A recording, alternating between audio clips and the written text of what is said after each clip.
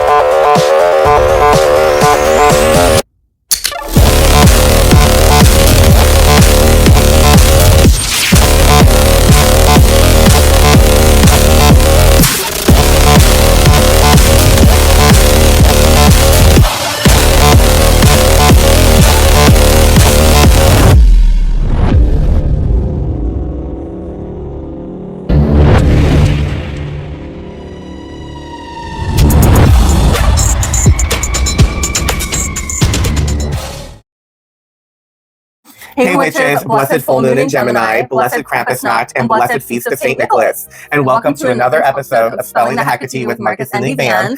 I'm Marcus James. I'm an author, activist, witch, and as always, a defiant homosexual. And I am Evan Freeman Casey. I am a fiction editor, so don't you be coming at me with your autobiographies or your poetry. I am also a legal assistant, a practicing witch, and a big old lipstick lesbian. If you are new here, welcome. Thank you so much for joining us. We're glad to have you here, and we hope that you enjoy the ride. If you are returning to us, welcome back. You are part of our Baneful and Blessed Coven, and we love having you here. If you like what you see, please do the thing that will help us the most, which is making sure to like, comment, subscribe, and share, and continue to help us build our beautiful Baneful and Blessed Coven right here in our corner of the circle. Where, as you can see, we are two homos, one cauldron, and it is always a spellbindingly good time. Abso-fucking-lutely, Rudy Tooty Fruity. Okay, so the holidays are upon us. They are here. Of course, we had and are just coming out of our harvest home, or Thanksgiving for people who are celebrating Thanksgiving. As we have said many times, we said fuck that.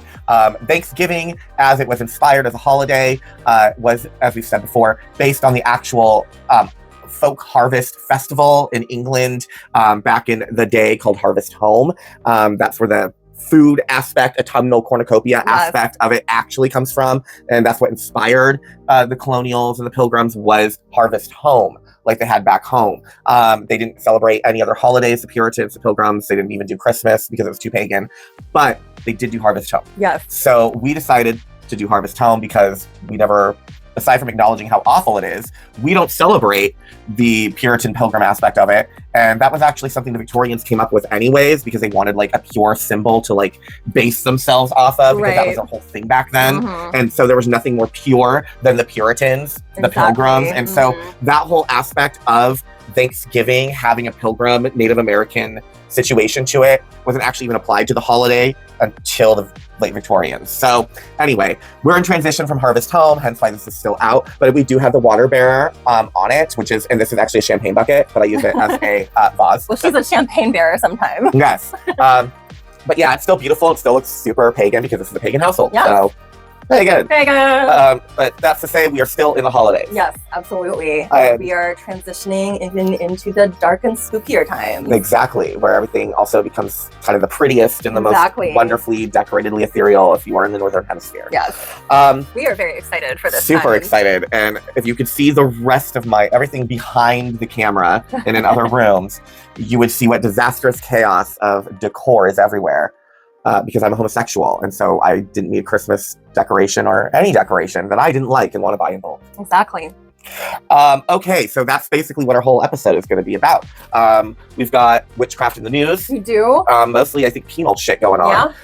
Then it is astrology, mixology for December. Not a lot going on, but what is going on is a lot, once again, but not in bad ways. Actually, a fairly good forecast for the month, so we should all be looking forward to it. Exactly. And then we have our main topic, which is going home for the holidays whilst witchy, or receiving for the holidays whilst witchy.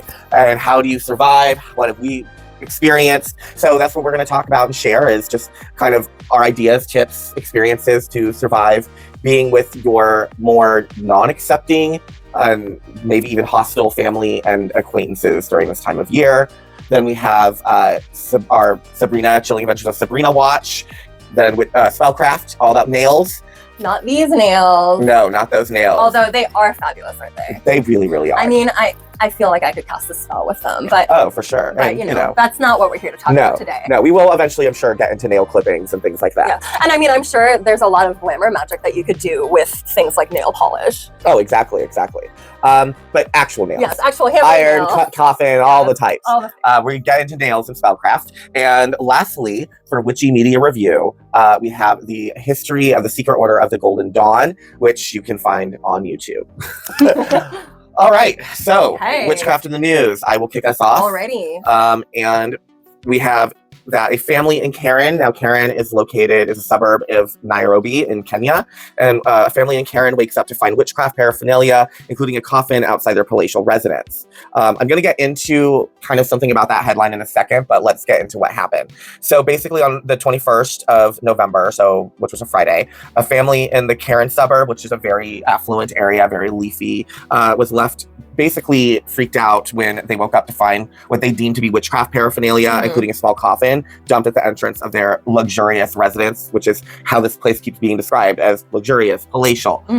We'll stick a pin in that, so to speak, or pop it in just a second and get back to that. An affluent Karen? Never heard of it. Never. An entire neighborhood suburb called Karen that is affluent. Who could have guessed? I wonder if they found what they found at their doorstep and wanted to speak to the manager. Oh, good point. I don't know. Probably. I bet they did. So a video circulating online shows the items, which have been described as bizarre, believed by some to be tools of dark rituals, neatly arranged outside the home. So there was a tiny white coffin, which they contain substances that have yet to be identified. According to witnesses, the family discovered the items at dawn and immediately told the police and their private security team. Karen's living in Karen. Okay, officers are said to be reviewing the footage to try to figure out who did it overnight. I watched the footage. Now, here's the thing. Not the footage of the CCT, just the footage of the items. Okay, so here's where I'm going with this. It's like, it hasn't been established if these are even white or black people. Okay. So I'm wondering, is there a colonizing element, oppressor element, draining of resources by these people? Like, they keep saying palatial, luxurious. Exactly. It seems to me more of a curse of class. Yeah. Like, it could be wrong, and it could be like former employee, housekeeper, whatever, who was wronged by this fucking family. Right. And maybe the family hasn't done anything. There's questions that I feel like weren't answered. Yeah. And I did try to find other reports on it, but it was all mostly just kind of the same vague stuff. Yeah. So I feel like, though, there's more of a class or political situation going on here. Yeah. Especially because people, especially in Africa, most of them who practice any type of animistic, witchcraft, indigenous spiritual paths, tend to be of lower socioeconomic levels. Yeah. Now, this could also be one of those situations where it turns out to be like one mom like cursing the daughter of that family because like he broke her son's heart type shit like we have in Texas has happened a couple of times, where it turns out to be really petty shit like that, like cheerleader shit, like cheerleader mom shit, like, or like your kid beat my kid's team in soccer. Yeah, exactly. Like, and now I'm hexing your child to die because they are taking sports that seriously. Like that shit happens. That stuff happens here in the States. Oh yeah. If you've ever watched like what is it, Snapped? Or if you've ever watched like Occult Crimes, which is another one, or American Justice, that was on A&E back in the day when A&E was not about like pawn pickers and shit, but actual like interesting things. So many stories would be about like moms who like turn to witches or brujerías or mambos to like curse for like petty fucking shit that usually involved their like precious son because they were always boy moms. Like always. Maybe once in a while you'd have one she was trying to get her daughter on the to either be on the cheerleading squad or to get a certain position or to be the captain, the cheer captain, and then to either make it happen or it didn't happen and someone else's daughter got it. So then they would hex the daughter because she won or whatever. Like, so like, but by and large, it's more boy moms than girl moms. Yeah. Oh yes. By and large, always more boy mom than girl mom, and usually involving a girlfriend. Oh yeah. But I feel like this is going to turn out to be probably something more political. Yeah. Like, I just feel like that's the situation. Just from what the objects were, it kind of seems like that's more of a likely situation. Yeah. That this is like more of like, these people are probably draining resources from the neighborhood. They probably own a business and probably are like cheating their fucking employees. Yeah. They could be involved in diamonds, for fuck's sake. Like, this could be a mining situation where the miners are getting ripped off what they're owed by law for mining the shit in small mines. You know, it could be any of this shit. So like, but I couldn't find any more information. Yeah. I mean, with the presence of the coffin, it kind of seems like it's probably not like, you know, a petty parent to parent dispute, you know? Exactly. So my first story comes out of Washington, Georgia, which will be a little confusing for us because we live in the state of Washington. Yes. So bear with us as we fumble through this information. Yeah. So in Washington, Georgia, New Moon Eclectics, which is a coven stead situated against the pine forests, which are roughly 2 miles southeast of Washington's town center, has become the focus of growing local tension, of course. Of course. Yes. As Wilkes County officials are moving forward with zoning enforcement actions and religious leaders amplify unfounded claims about the Wiccan community, as they so often do all over the country and all over the world. So New Moon Eclectics is located on a 1.4 acre property halfway between Atlanta and Augusta. It's funny, when I was researching for this story, I used to live in Georgia, and I saw the area code and the phone number, and I immediately was like, I know where that is. Anywho, so it was purchased in December 2024 by High Priestess Rhonda Field, tended by members of the coven, including Harold Sanford Carter III, who is the priest of New Moon, as well as the founder of WITCHCRAFT TV, which is a registered nonprofit in the state of Washington. Okay. I wonder because of the Aquarian. I wonder if they're connected to ATC. I wonder if they are. And so because Aquarian Tabernacle Church, the mother church, is here. Yes. Which, stay tuned for that. But anyway. But I wonder if that's why it's registered in Washington. Yeah, I wonder if it is. Registered through through and they ATC. do have, you know, chapters and branches all over. They do. So it could, we'll have to find out for you guys from Belladonna. Maybe she'll comment. Stay tuned. So earlier this month, New Moon drew some unwanted attention after a local Facebook post warned that, quote, a witch coven has come into the county, accusing the group, without evidence, of course, of practicing black magic and urging residents to take a stand against demonic intrusion. So there's that. They also became the targets of a prayer rally organized in response to that post. Yeah. So in a statement, Carter emphasized that the coven remains safe and grounded. He said, "We rise with purpose to create a sanctuary of spirit, share empowering stories, and build unity. Even in the face of adversity, we choose to build bridges, not burn them." Yeah, for sure. Exactly. So not all of the local responses to New Moon have been hostile. The Washington Wilkes Informer actually published a statement as well last month, urging residents to reject the pagan panic, noting that, quote, being pagan doesn't equate to worshiping Satan. Exactly. And trying to educate people that that pagans typically will hold deep respect for nature, animals, and cosmic cycles.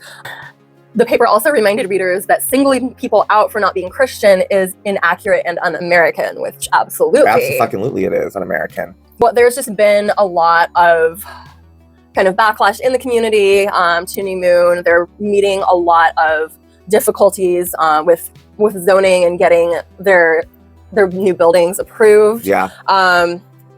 Which of course is offset by this kind of community panic that's going on about them.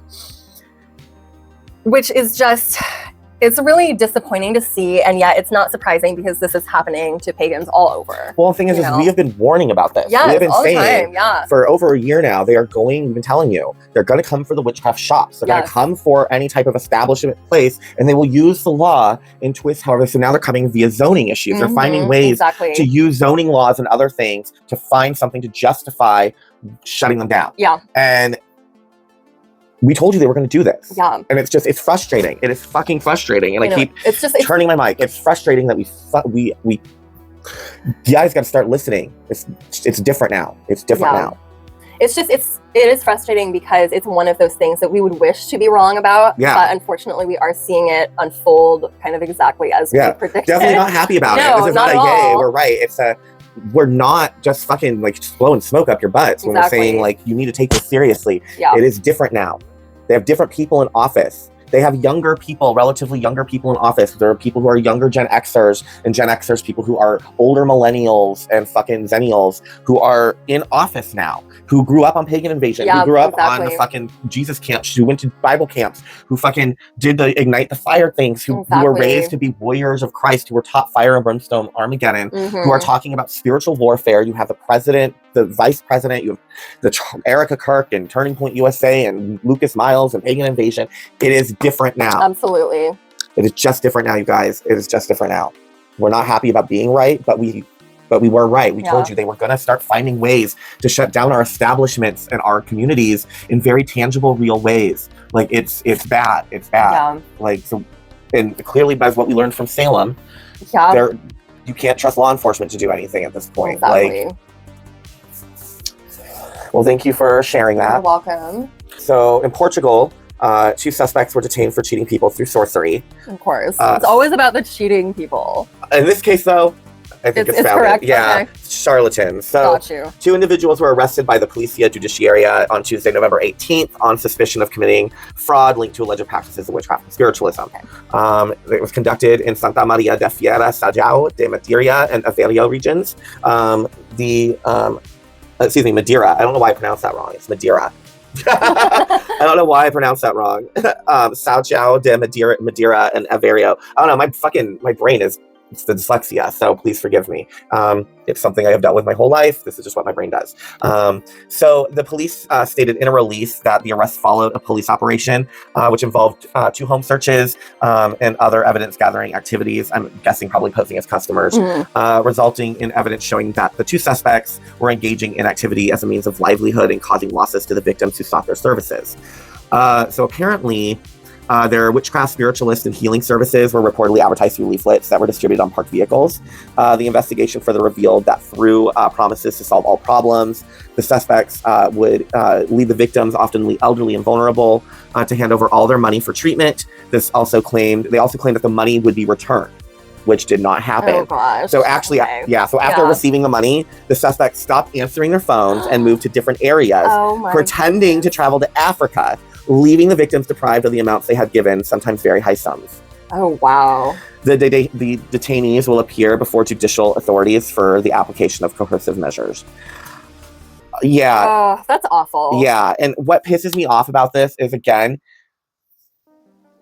it delegitimizes us so much.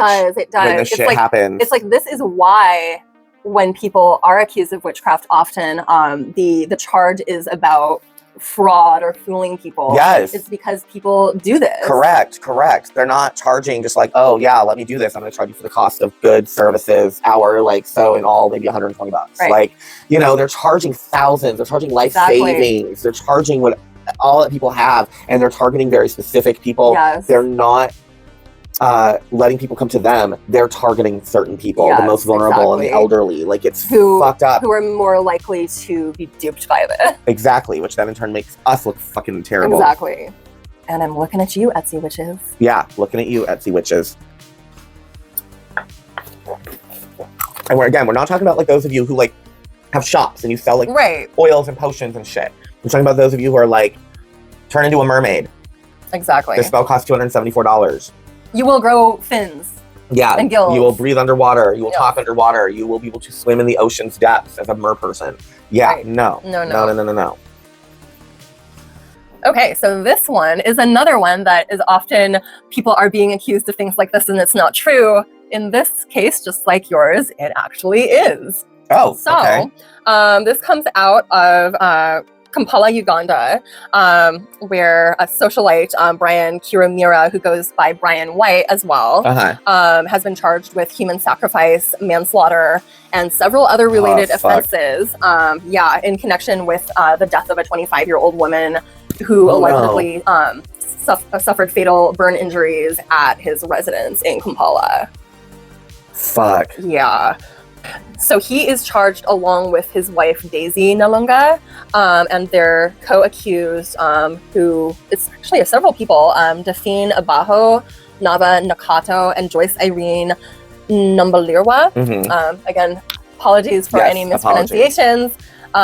So they appeared before Grade 1 Magistrate Teddy Nakawui at the Chief Magistrate's Court, where the charges were read to them. The murder happened on October 22nd of this year. So they were remanded to Luzira prison until December 18th, when the case is going to come up again before Chief Magistrate Sarah Bessamera for formal reading of the charges. Okay.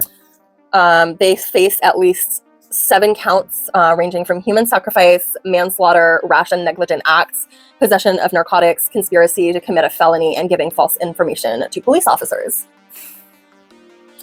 So basically on October 22nd, as alleged, Brian White killed Carol Nalumbawa for the purpose of performing or furthering witchcraft ritual or unlawful purposes.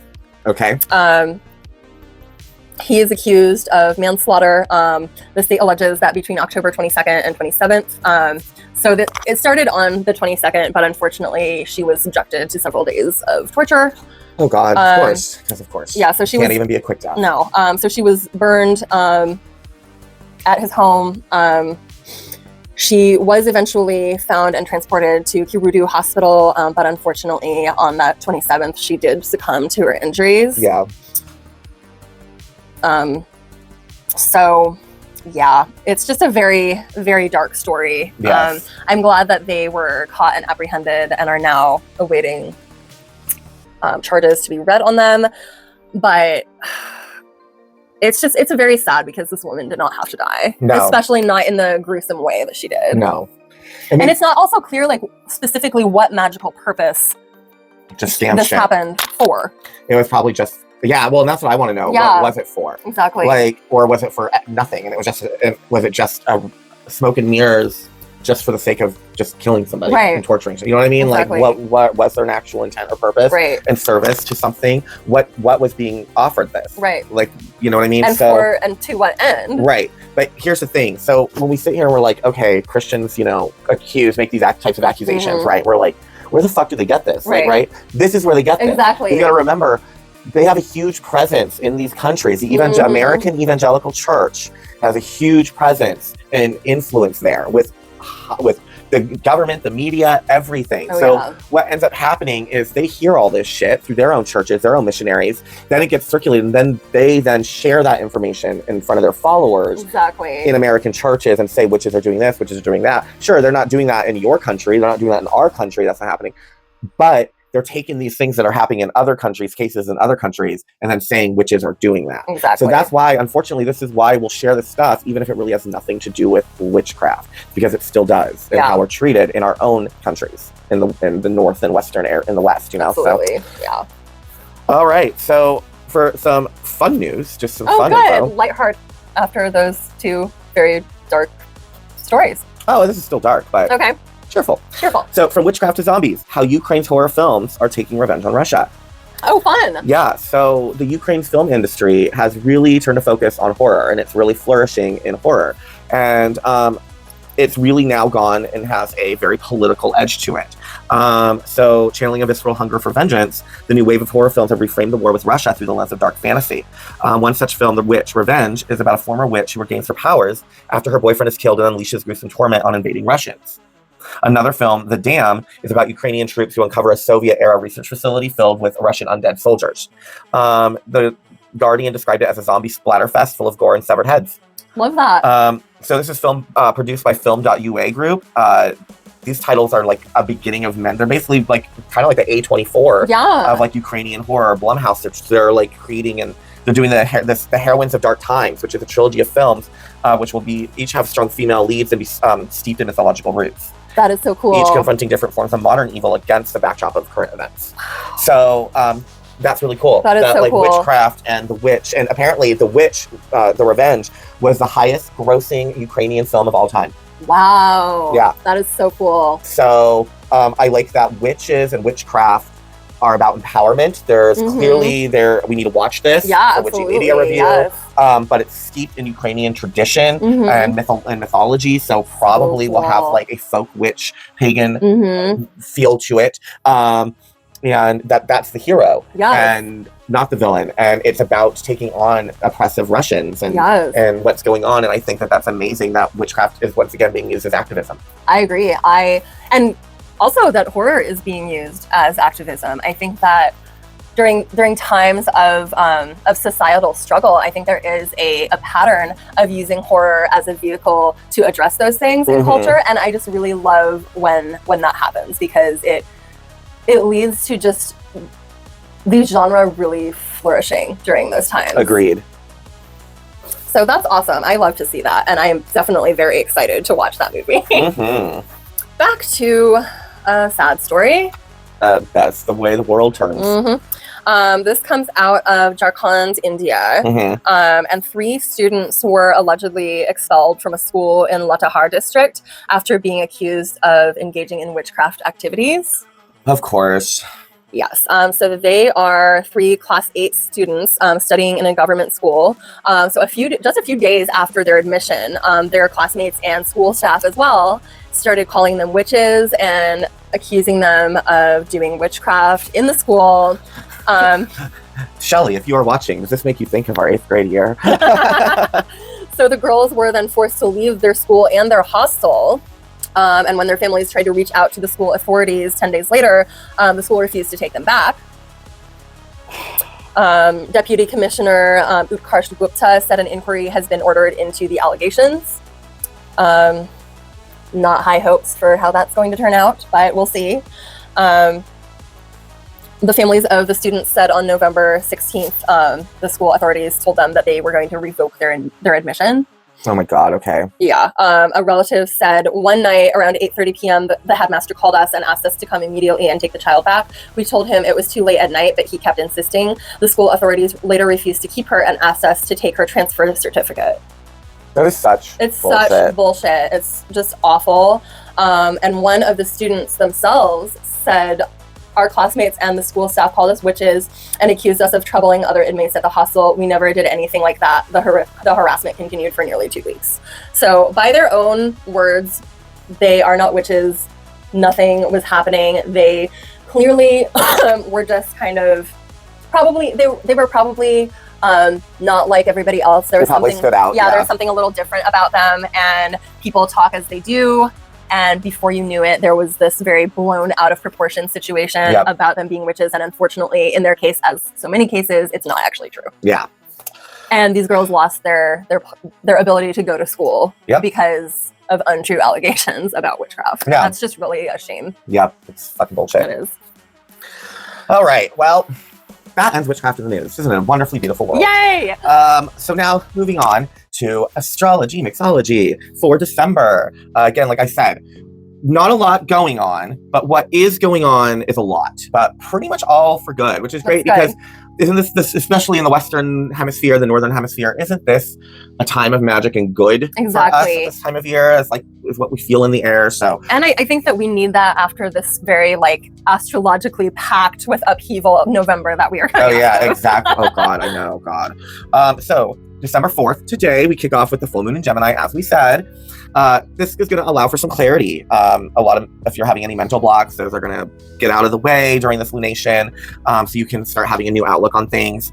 It's also an ideal day to declutter your library at home, whether this is clean out the inbox and finish any type of projects. If you need to resolve any challenging conversations, today is also a day to do that. So if you have any kind of issues, things you need to address before we get into the relatives coming or you going to the relatives, this is the time to address it. if you need to end that engagement before you show up for the holiday dinner or whatever, or you need to propose before, this is the time to do all of that. All the conversations, for good or bad, get them out of the way today. December 10th, Neptune stations direct. Woo! Yes, your ability to dream, to create, to imagine, to flounce will return. Over the past few months, obviously, we've had a lot of reality checks, a lot of like harsh, sorry, bitch. The answer is no. Right. Just can't work out. A lot of times, maybe some truths we didn't want to know came to light. Yeah. Things maybe we had to deal with. Maybe there were situations and people and just stuff that felt very depleting of who you were and maybe even of your magic. Now we're able to understand what needs to be done going forward to not let that happen again and regain the things that we need to regain and to get focused and back on track.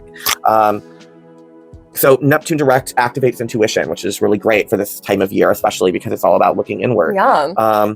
So you'll be able to connect with your own inner wisdom very easily during this time, starting on the 10th of December, and be able to make more mindful decisions. December 11th, Mercury will move into Sagittarius. So travel is back on. If you need to get somewhere, you need to take a vacation, you want to go someplace, you just need to get back home, as we've been talking about, or people are now finally coming to you. Maybe you didn't really engage last year in the holidays, and this year you're like, fuck, I want to cook, I want to host. Well, people are going to come, so don't you worry. So go home for the holidays again, take a vacation. There shouldn't be any obstacles, whichever way you're looking.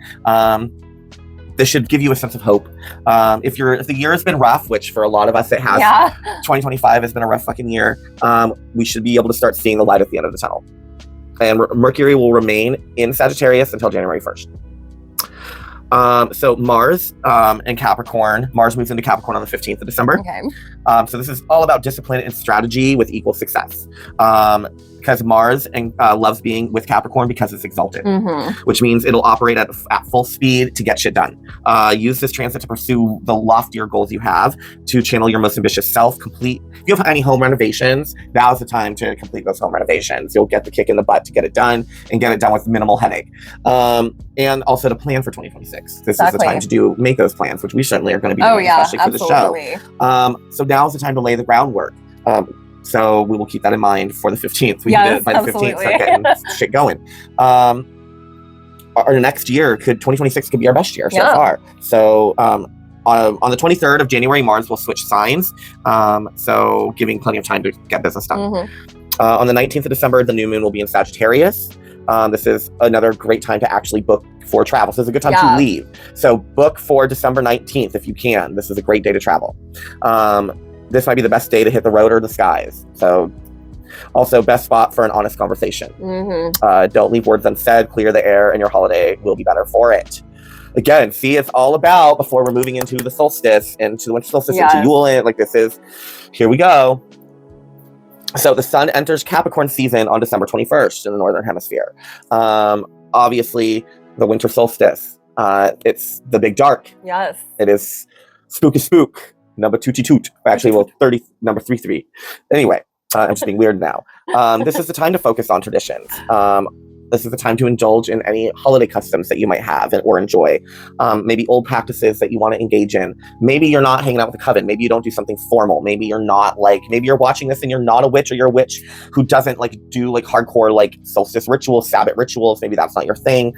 But maybe you do want to celebrate the season before Christmas. Maybe you celebrate Christmas, but maybe you still want to celebrate something, then have a holiday party on the 21st. Exactly. That doesn't have to be about the solstice. Although if you're a witch, I feel like no matter what, even if you try not to, you're still going to end up making it a solstice celebration in some way. Even if you just acknowledge that it's a solstice, I feel like they will happen. But yeah, this is that time. This is also a good time to organize your home, bank account, and office. Get things in order as the year is going to close up, and the sun enters Aquarius on January 19th. So Venus will enter Capricorn on December 24th, bringing stability to relationships and finances. That's really good. Oh, I need that so bad. Same, especially right December 24th. So this transit's going to last until January 17th. Awesome. And you can secure your resources and partnerships, business partnerships, financial partnerships, whatever groundwork you need to lay. This is the time to start, and you have until January 17th to really be able to easily get all that shit done. Let's see. get married, sign contracts, visit your financial advisor. If you need to get your will sorted, this is the time to do that. Secure the fortress, secure your castle, draw your moat, draw up the drawbridge, do what you need to do. This is just like a Capricorn cornucopia. Yes, exactly.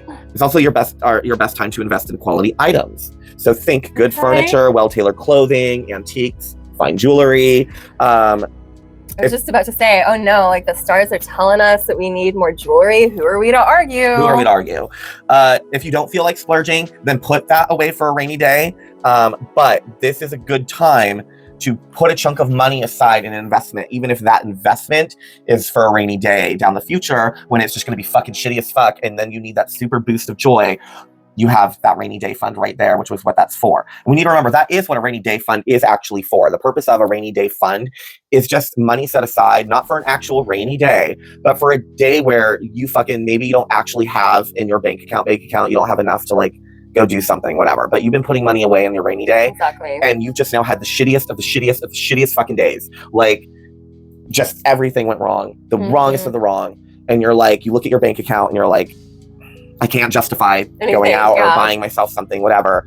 But you're like, I really need a fucking pick me up. I really do. Like, this isn't like all the other bad days I've had where it's been fine, whatever, like I can deal. Like, this is like, I want to fucking, I don't want to come out from the cold and, out of the blanket anymore. Like, that's what a rainy day fund was for. Then you go to that and say, this is the time to hit that bank and fucking enjoy it. That's why I put it there. So this is a time to, even if if you're not going to invest in quality items, something to gift yourself with, then just figure out an amount and put it away for a rainy day to enjoy later. You're still investing in something, and that's you. So communication and clarity is kind of what's going on with the Gemini full moon. And this is going to provide an opportunity again to clarify thoughts and communication while subsequent Mercury shift will shift in Sagittarius.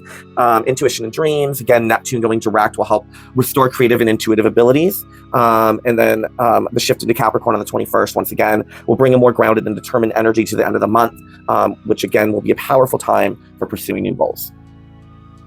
So there we go. Oh, wonderful. Yeah. That sounds like a really great way to end this year and a wonderful way to start the next one. Very fresh, very overhaul. Yep. Which, given that this coming year is a horse year and a numerology 1 year as well, like I think that makes all the sense in the world. Exactly. All right, a little sippy sip to clear the lippy lips and the thready threadies. With the hoey hoeys, because I'm a hoey hoey. Not really, but we're so weird. We are. All right. So our main topic, it's the holidays. So going home for the holidays or receiving guests for the holidays whilst being witchy. What do you do? How do you cope with that? What are some strategies to do that? What are the frank situations that you're going to encounter? What are things we experienced growing up? Things, uncomfortable holiday situations where maybe politics and Christianity clashed with politics and paganism, witchdom, etc. This isn't like a how to direct, like step by step, do this, do that, blah, blah, blah. We're just having a talk, but we're all about to deal with it. Yeah, absolutely. Whether you're coming or going. Right. Did we deal with that at Thanksgiving time? Sure. But there could be people watching from another country or who don't celebrate Thanksgiving or didn't. More people just tend to not go home for Thanksgiving or have guests for Thanksgiving. But in the Western world, in the Northern Hemisphere, like during this time of year, and I'm sure in the Southern Hemisphere too, when it's their cycle, you have a lot of people home for the holidays. Yeah. Like just a lot of people. And or you are the one going home for the holidays and being surrounded by a lot of people who probably, for the most part, are not pagan or witches or even atheists. Probably most of them are probably some form of religious from an Abrahamic path. Yes. So what do you do? How do you deal with that? What do you do also when maybe there's another person in the family who has had a pagan calling and has just flatly ignored it and has actually maybe lost themselves into Christianity, but they so clearly have a pagan path before them, and how do you tread those conversations, because especially if those people like to engage in theological conversation with you. So we're going to talk about all that, debate all that. How do we deal with it? What's our own experiences? And let us know yours. I think definitely like speaking from the going. Yes. Because that's mostly been where I've now I do host. I've been hosting for basically over a decade now. But in terms of my family, my blood relatives, I, for the most part, I am the one going to them. Right. And have been since I was a kid. My mom didn't host. We always went to grandparents. We always, like, so for Thanksgiving is always pretty much with my grandfather in Olympia, Lacey, very Christian, evangelical. Everyone is involved in their church and at the church and function at the church. Right. And Jesus. The food was good. The Jesus was not. And couldn't that be applied to so many situations? Yeah. And it was always uncomfortable, always, because of the fact that I wasn't Christian and I was not just a pagan, but a witch, and I practiced witchcraft. I definitely always felt very odd one out, uncomfortable, disconnected, nervous. I would always just be anxious and want to get back home. Yeah. Like, I'd want dinner to be over and for us to leave, you know? I always knew, because they would try to engage me in conversations about Jesus. Yeah. And there was always a subtle effort to try to save me, to get me involved. Like, even if there was never an outright on Thanksgiving, like, direct attempt to save me, there was always a conversation brought up that kind of was like, well, you should check out the church sometime, and blah, blah, blah, Jesus. Yep. Like, there was always just kind of something, and it was just, and as a kid, it's like, you don't know how to vocalize in that moment, you know, I'm a witch, or, well, I believe God's a woman, or I believe there are many, many gods and goddesses, and I believe that everything has a spiritual presence, energy, force within it, including rocks and stones and trees and the wind, and that everything has life and a life force, and, you know, they're famously, you know, mocked. I remember my grandpa telling me once, you know, someone I was talking to once pointed to a tree and said that they could go and pray at that tree, and that tree was God. And like, and he's very like, how absurd. And I was like, well, yeah. Like, God isn't everything. Exactly. The goddess isn't everything. Life is, we know this as witches, as pagans, as polytheists, as animists, as spiritualists, we know this. Like, everything radiates life and has life and is connected to the divine. So, you know, as a younger person, it was always very uncomfortable because I didn't have the words to say what I needed to say. Not to say that I didn't get into debates about paganism and Christianity with my grandfather, especially when I was like 12, 13, because I did. Yeah. I just didn't do it at Thanksgiving when this was going on. Right. I would just kind of, and I put my headphones on and I would go sit in like the family room, the front room where the lights were always off and no one was ever in it. And I would just sit in this room in the dark listening to my music. At that point, usually it was like the Craft soundtrack. Right, of course. But sounds very you. Yeah.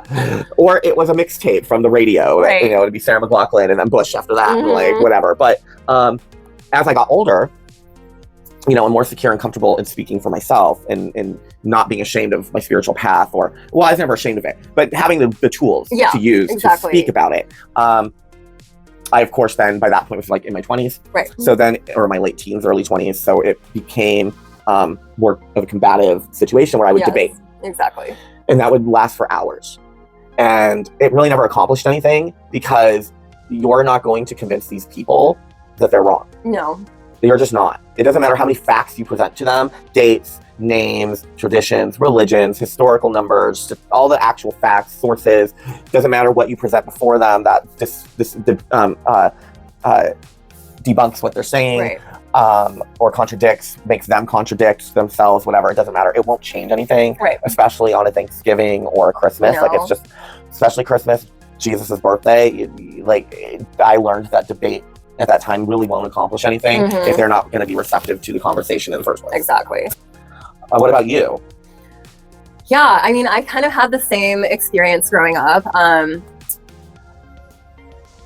So there's certain branches of my family who are religious and certain ones who are not. Right. Like my family, I grew up in Wyoming. I also have family in Connecticut and in Wisconsin. Yeah. The Wisconsin side of my family, it's not everyone, but there are some of them who are very religious in a culty, fundamentalist, speaking in tongues church type of way. Yeah. I remember going back to Wisconsin for my grandfather's funeral, and one of my cousins kept like approaching me and trying to give me books about Christianity. And I'm like, dude, I'm just trying to mourn, you know? Right. There's definitely been other times being around that side of the family that have become very uncomfortable. My one aunt who is from that church, she has tried to get me to go to her church with her, which I was never obviously comfortable with. So yeah, it's just like, how do you navigate wanting to not cause like an upset within your family while also standing firm in the things that you are not comfortable with? Yeah. You know?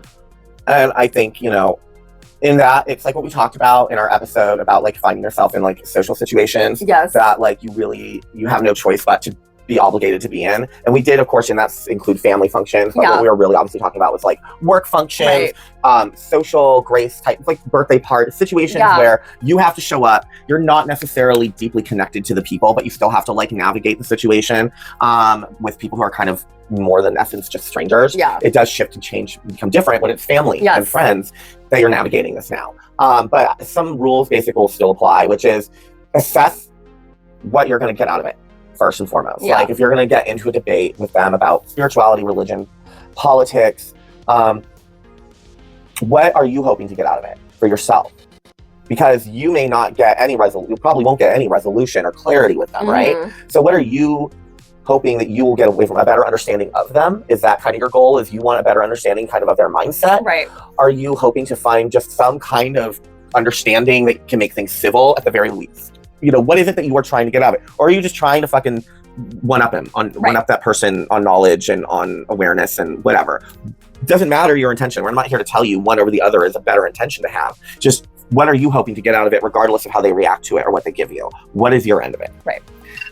Once you've established that, then, and especially if it's, well, I want to open their eyes, I hope to reach them. Okay, well then we need to go to the next one. Because if honestly you just are wanting to fucking say what you need to say to the fucker for your own self, and one-up them for your own self, then that's fine. Proceed. Right. If not, if you're hoping for healing, connection, whatever, then we go back to step 2, which is, knowing them and how they are, do you think it is worth the time, the energy, and the thought that is about to be taxed upon you in engaging in this? Yeah. If you assess, and I need you to do this realistically, do not look at Aunt Miriam and be like, God, I love her. She's my Aunt Miriam, and I was really connected to her as a kid, blah, blah, blah. And, you know, I know that, like, she's deep, deep down the, like, QAnon, MAGA, fucking insane rabbit hole. Right. Or insert whatever fascist regime in your current country they're following. Because there's so many, especially here in, unfortunately, the Western world. Yes. Which I thought we ended that in World War II, but I guess not. Nope. The good war. So I need you to be honest. It's not about like, nostalgic feeling, and so therefore you say, sure, it's totally worth what I'm putting into it. You need to look at them objectively and say, is doing this worth knowing that they're probably not going to get what I want out of it, but I'm hoping to reach them? The next is really assessing, knowing everything about who they are and how their brain operates and how every previous interaction has been about these things. Is the cost of this conversation worth it? Right. For your holiday, for your time to be with the people that you love, to eat food, to enjoy the lights, to do festivities, whatever the fuck you are doing with your loved ones. Is it going to be worth the price that was going to be paid by engaging in this conversation, debate, whatever, with this family member? If the answer is yes, they are somebody who is always open. They're someone who will always listen. They are someone who you've had many a productive conversation with, where even if it's not great, where not much changes, there's a, I haven't considered that before. And there's actual consideration of speech, and there is a, let's agree to disagree in a real, meaningful, loving, kind way. Like a genuine dialogue. Exactly. With this person. Then proceed. If you love debating and you still see hope in saving them, and you have seen maybe they have shifted on some certain things because of conversations and ideas you have proposed to them, then proceed. But if you know deep down Miriam is lost, and you have tried in the past, like there's just, it doesn't matter whether it's Thanksgiving or Christmas, there is no holiday magic that will get her to have a Scrooge moment, unless, now we'll get into summoning spirits of holidays in a later episode. But, and by later I do mean what's coming up. But yes, we're going to get into how to call upon your own Christmas spirits, holiday spirits, past, present, future, to right some wrongs. Yeah. But for now, that's not what this is about. No. So if you don't do that, you know that without doing something like an intervention of that magnitude, this person just is not going to change. Then don't do it. Don't do it. Just don't.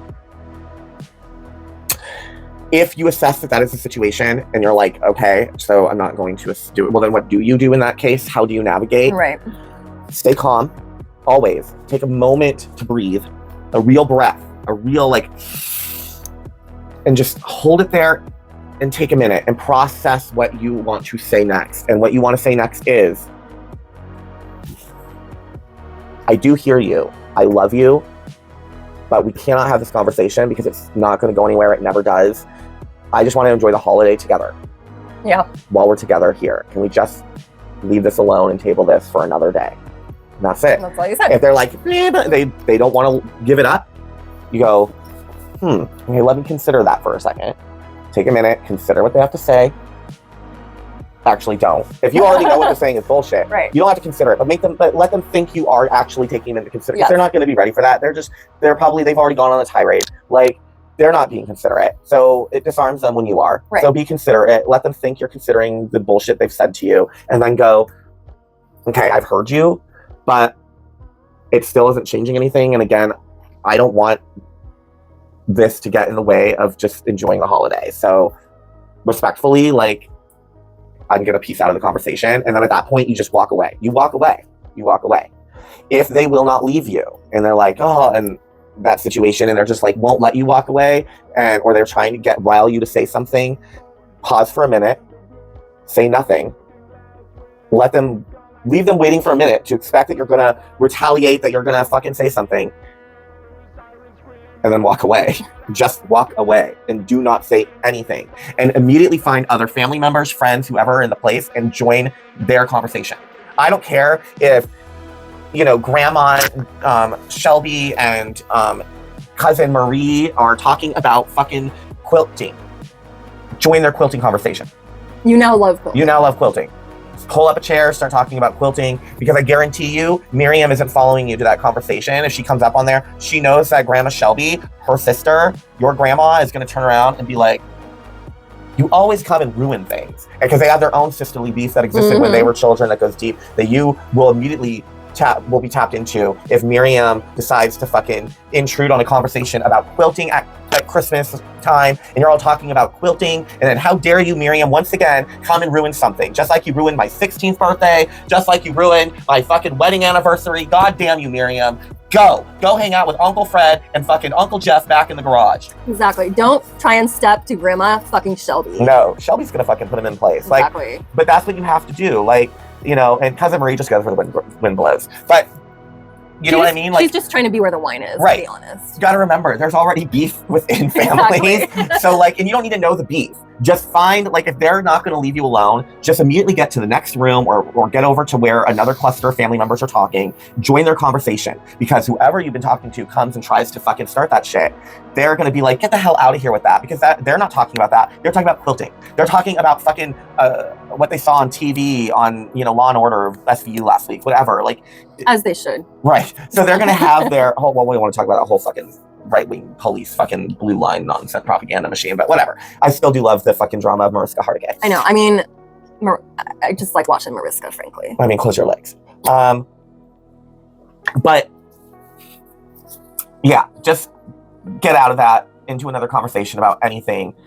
It'll stop. What are some additional things you can do? I always say invoke. Before going, invoke your deities, invoke them into you, and you're like, oh God, what do you mean? Like Nancy in the craft? No. And yes. Again, it's the power you get is then the intention you set. Or excuse me, the intention you set is the power you get. Yeah. So if when you invoke your deities, whatever, the power you're invoking to get you through this function, if you're like, I want to fuck some bitches up, then that is the aspect of power that will be fed by said deity to you. But if you're just like, invoke to give, so they can lend you their strength to empower you and your barriers and your armor to move forward in that situation, then you'll be fine. And you're not going to like go crazy and kill people. Like, but invoke, I always would do that. I would, and I still do. If I find myself in a situation that feels insecure, unsafe, anxiety, and I'm like, I need a little extra strength. I need a little, I'll grab for a bottle of extra strength HEKA-TEA from my medicine cabinet. when regular HEKA-TEA isn't enough, reach for extra strength HEKA-TEA. And I'll do that. And I'll invoke her to be within me and around me and help me always say the right thing, stay true and solid into my game plan of how I want to handle that communication with that person or those people. Exactly. And to guide me through those situations. Exactly. And sometimes it doesn't even have to be anything so involved. Like I will sometimes invoke to get like a good date. You know, if I'm going out on a date and I'm like, oh, I really like this girl, like I want this to go well, like I'll ask Hera. Like you can cast a fucking circle around you. We can cast mobile circles. Exactly. I mean, barrier shields around us. So then you can go in and have a barrier set of like how far certain people can approach you. Exactly. And where they have to stop. You can, you know, obviously wear sacred jewelry. Yes. Like wear your talismans, wear sacred jewelry, wear things that empower you and protect you. Oh yeah, I mean, so many of the times that I've blessed my sacred jewelry, what I ask for is that as long as it's touching my skin, that I'll be surrounded with their protection. But then also as long as it's touching my skin, that they will be able to feel my love and my devotion going to them. Well, are you specific about skin? Because right now they're not, I mean, I guess the chain's touching your skin, but like the talismans aren't because they're on your, that's true. Your shirtness. That's true.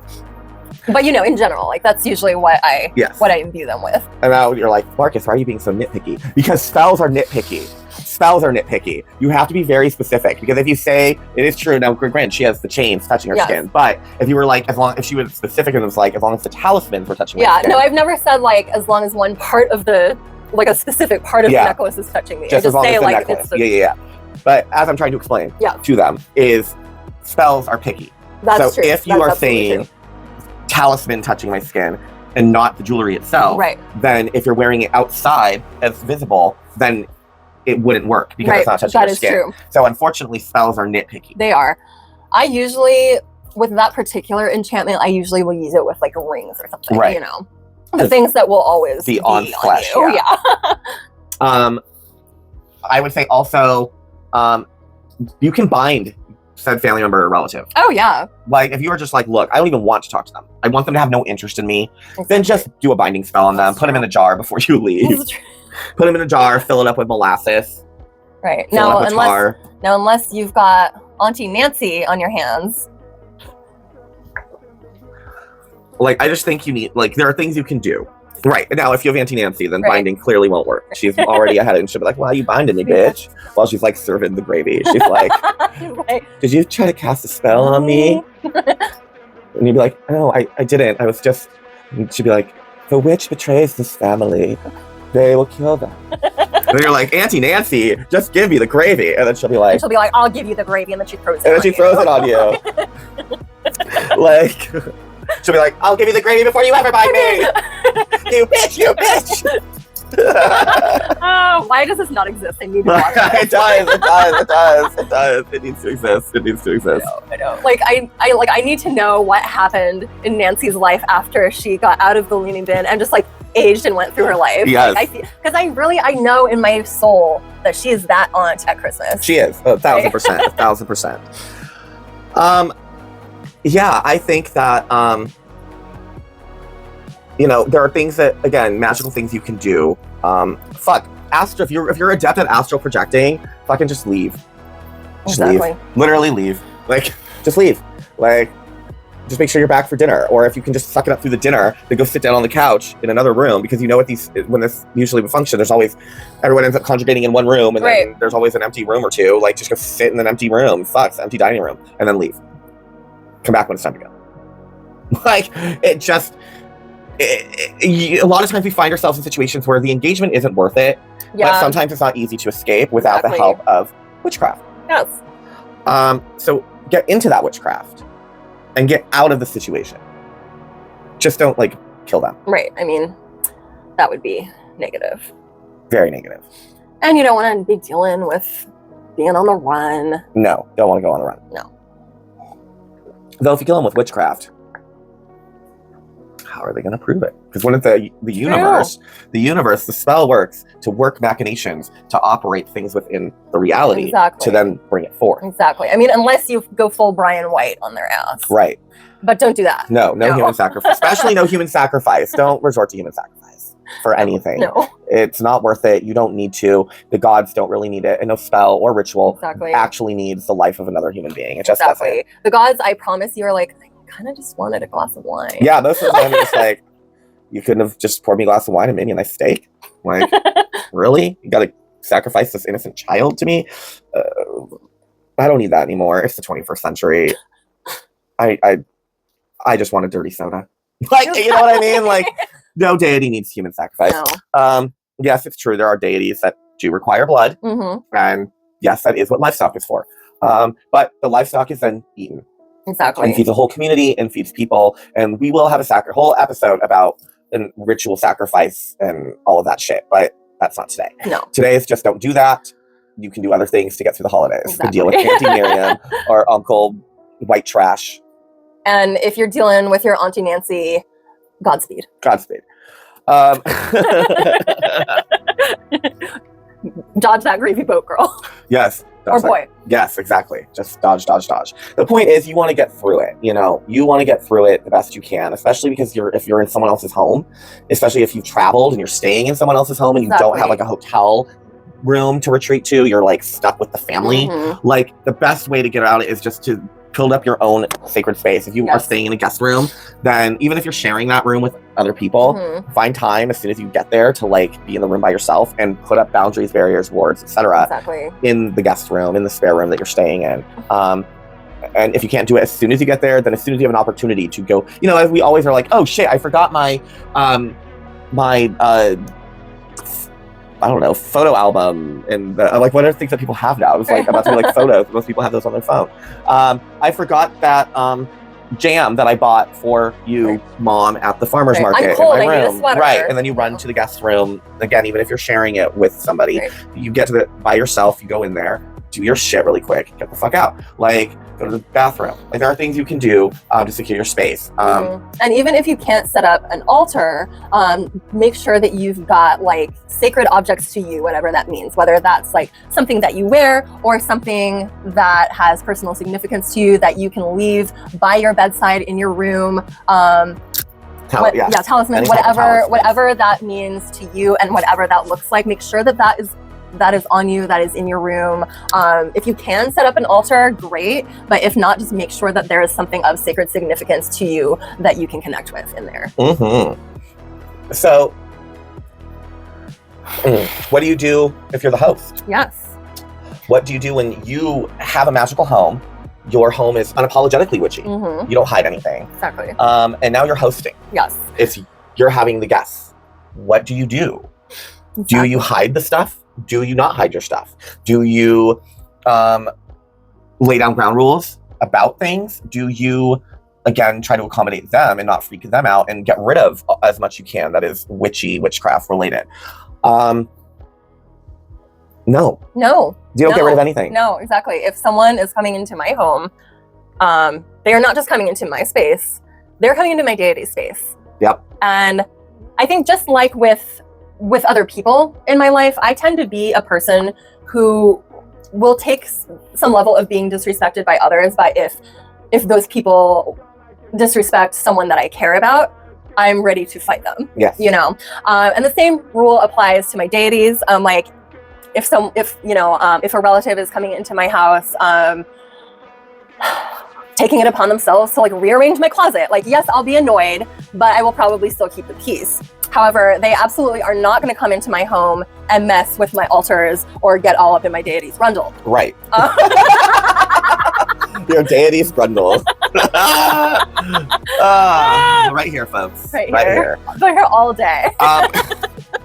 Yeah, no, you don't take it down. You lay down ground rules. Oh, yes, if there's absolutely. For whatever reason, if like especially when it comes to like altars and sacred space, worship space, if there is no way around them not being in the presence of it, like it just is what it is, there's no way around it, like either it's in the room they're staying in or whatever. Or if it's in a common space. You lay down the ground rule. You say, point blank, no disrespect. I do not disrespect you and your faith or your religion or your religious items, objects, art, etc. in your home when I am visiting you. You will not do the same in mine. This is not decor. This isn't decoration. This is a working, living, breathing altar, spiritual space.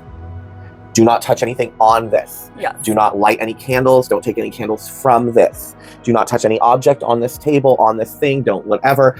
If this makes you uncomfortable, if you can't be comfortable in the room with this, you don't want to ask questions, whatever, blah, blah, then you can sleep in the living room or you can go stay someplace else.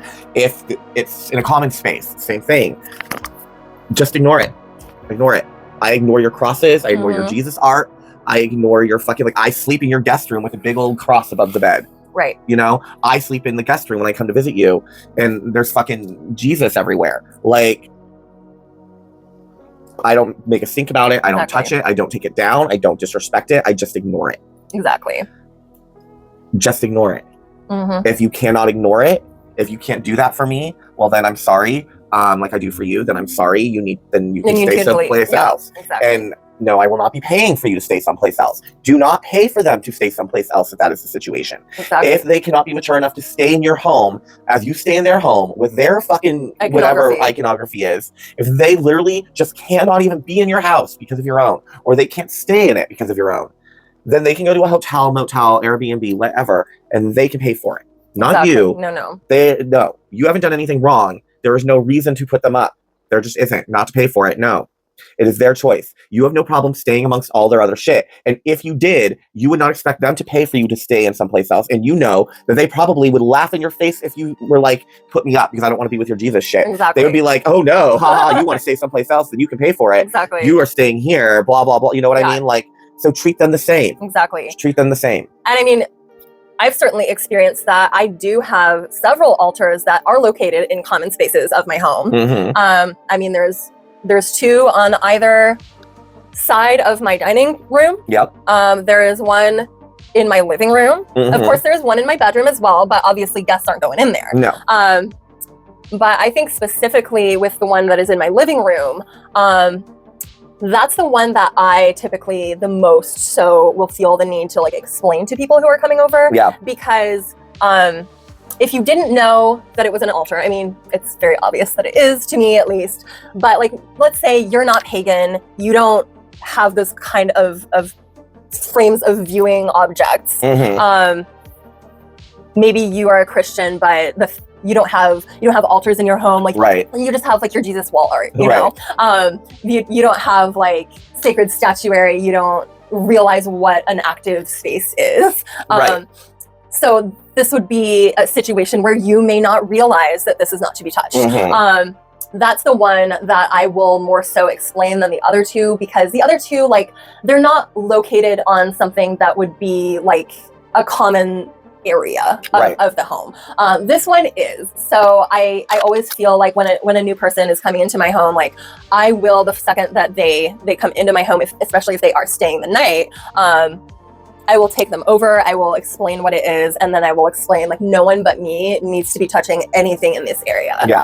Because I know that the particular deities in question would not be down with that. They like their own space. They're not gonna smite you for being in the same room, but they are not gonna be invaded either.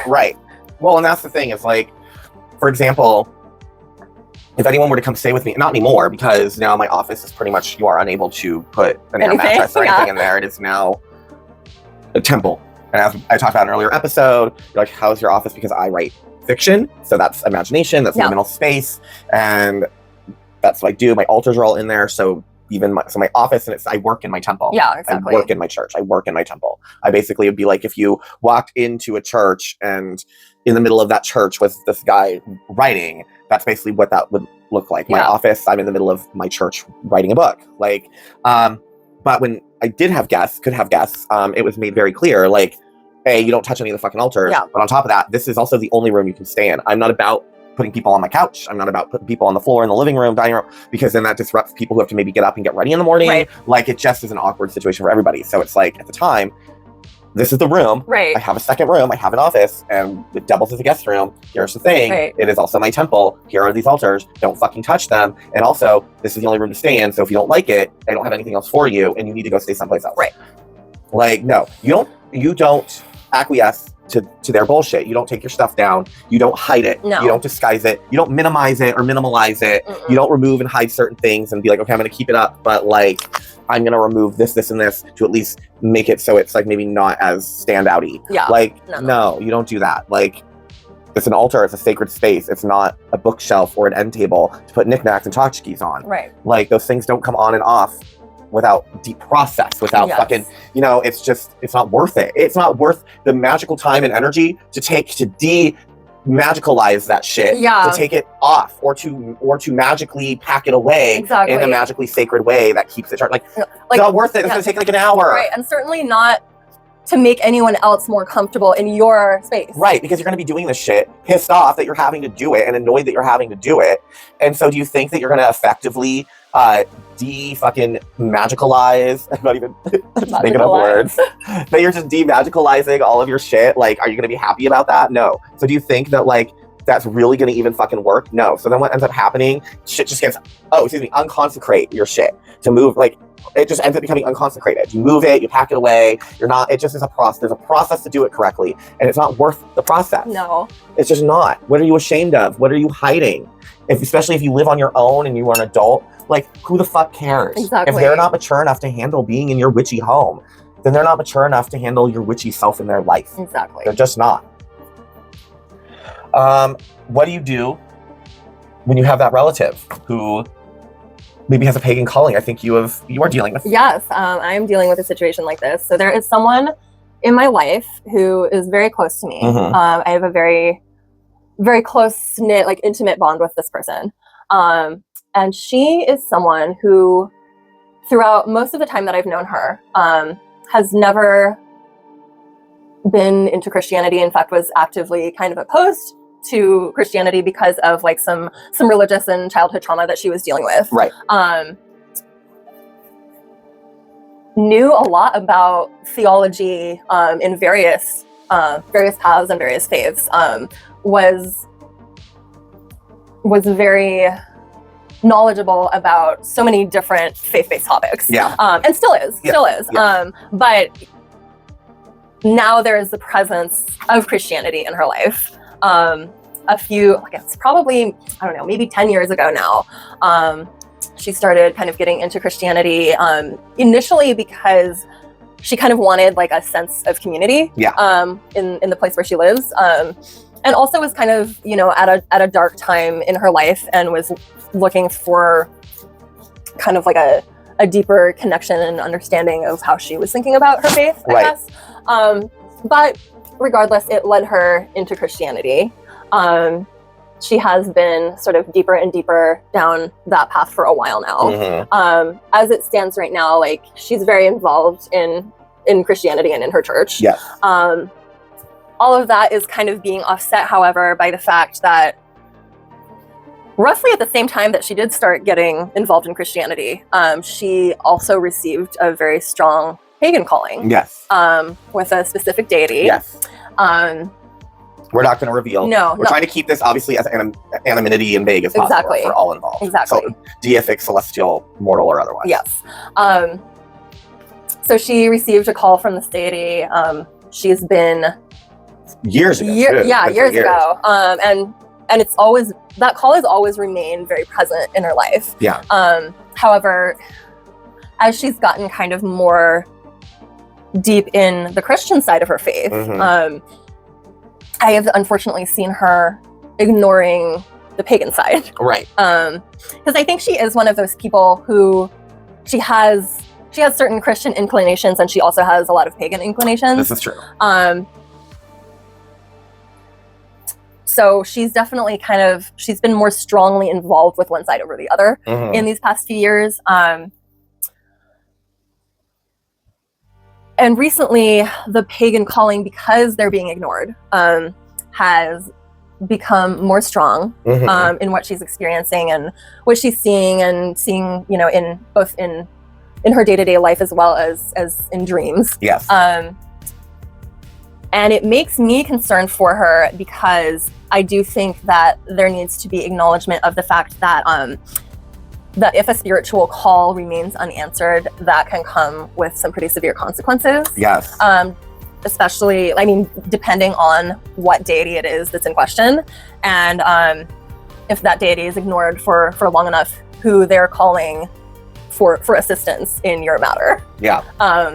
Because maybe they themselves are like, oh, I don't want, you know, I care about this person. I don't want to rain fire and brimstone upon her. Right. But if she ignores me for a long enough time, I have no choice but to rope in someone who may. Right, exactly. And unfortunately, that's kind of what is going on with this situation. And it makes me very concerned for her. Yeah, same. And it's also hard to watch as a person who did receive a pagan calling very early in my life and has received several over the course of my life, and has always embraced those things, listened. I mean, what I always say to my deities is that I keep my ears and my heart and my mind open to whatever messages that they would wish to share with me. Mm-hmm. And I really think that that's important because, you know, as polytheists, our relationship to deity, whether that's one or whether it's several at once, it is a relationship. It is. You know, just like with a friend, with a romantic partner, anyone else in your life, there is give and take. As much as they give to you and bless you with, you need to be acknowledging them, giving them your own blessings towards them. So then how do you deal with them at the holidays? Exactly. How do you navigate that? Exactly. Like, how do you think and plan on navigating that? I mean, I think that this particular person, she really, she's a very intellectual person. Yes. And she really responds to knowledge. Mm-hmm. So I think that something she might respond to is books, actually. Yes. To kind of further her own knowledge. Mm-hmm. And then along that path, while reading about these things and these topics, I think that could cause an effect, like a change in her mind frame and the way she sees things. Agreed. So I think that's a really good place to start. I also think it's important to be empathetic to where your relative is coming from with where they are on their spiritual path. Yeah. So of course, you know, as an Aries, I just want to charge into her inbox Right. and send her paragraphs and paragraphs. Yes. But if I do that, I know that will come off in the wrong way, and she will not hear what I'm actually trying to impart to her. She will just feel attacked. Yeah. So I don't want to, which in turn will probably drive her further away from the change I'm trying to effect. Right. So I think that it's important to watch my tone, watch the words that I choose when speaking to her about it. But I also think that the main thing is to come at it through a place of knowledge and building the information that she has about the topics. Yeah, exactly. Oh, I agree. Yeah, I think that kind of covers it in terms of different ideas, things to do. Just remember that, like, the main thing is it's the holidays. Yeah. And life is already hard enough. Interacting with people day in and day out is already hard enough. We're so polarized and divided, and unfortunately, we're so lost in our camps and most of us will be lost in those respective camps forever. Coming out of it usually ends up being a personal journey that they make on their own. Exactly. Now, obviously, you can do witchcraft to help nudge them doing that, but in the end, for most people, you're going to get hot blue in the face before they ever change. And so when we already have so much bleakness and bullshit going on right now, is it worth the emotional, mental, and yes, physical energy that you're going to be taxed, you're going to be told? Is it worth that payment to even miss out on, I don't know, even 20 minutes of that quilting conversation with Grandma Shelby and Cousin Mary, especially when maybe Grandma Shelby isn't going to be around for too much longer? Exactly. Like, is it worth the next 2 hours and everyone hearing your voices get raised? Yeah. And like people be like, what's going on? And then it just sours and then there's tension. Like, is it really worth all of that? if you know that it's not going to be constructive, you should only have these conversations, these debates, any of engagements. I don't care how Christian or not Christian they are, or right-wing they are or not. You should not be getting into any of these conversations with any of these people unless you know that they're mature and that they can have constructive debate, constructive conversation. Personal feelings won't get involved. They're not going to tell you that you're condemned to go to hell and that you're evil, blah, blah, blah. That they don't see you as less than human. Like, there's all these other factors that need to be considered when engaging in any dialogue or conversation with family or friends about any controversial topics. But most importantly, your sovereignty and your sanity and your well-being and your preservation is the most important thing. So why give it away, spend it if you don't have to? Exactly. Whether in your home or in somebody else's home. All right. Well, that is that on that. Yep. So there you have it. And now it's time to once again return to the misty trails and forests of Greendale to join precarious Sabrina Spellman and her aunts, Zelda and Hilda Spellman, her cousin Ambrose, and her newly acquired familiar friend, Salem, in the chilling adventures of Sabrina. The Trials of Sabrina Spellman. So, we have last Sabrina, where she's in big trouble with Papa Satan because she didn't sign the book, she didn't give away her name, she didn't do all that jazz. She's involved in Wicca. That Wicca always ruining those ladies. The group, not the religion. No. You know, she's just trying to figure it all out. She's a girl, she's precarious, right. She just wants to love. Exactly. Specifically, she wants to love Harvey Kinkle. Yes, she wants to kinkle his kinkle. So she gets sued by Satan. She does. She gets put on trial and sued by the devil. So she needs, honestly, what a thing to aspire to. Right.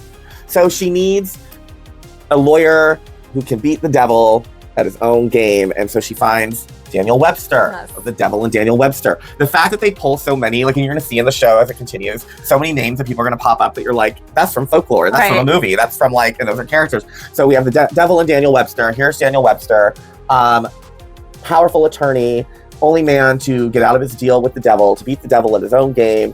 And Sabrina is told to go find him and hire him as her attorney because he can fucking do it. But he has his own ghosts and trauma issues involving his daughter. Yeah. So while that's going on, we have Wicca. Yes. They're trying to fight book bans. The one with the glasses, I can't remember her name right now. Either.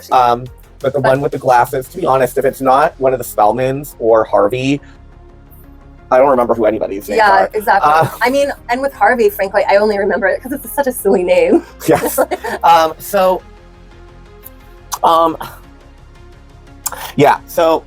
they're fighting book bans. The one with the glasses is told that she's going to go completely blind, and there's just not enough time in the world to read the book she wants to read. She wants to read The Bluest Eye by Toni Morrison. Wonderful fucking book. Oh, yeah. I have an entire Toni Morrison bookshelf. But ironically, when she goes blind, she'll have the bluest eye.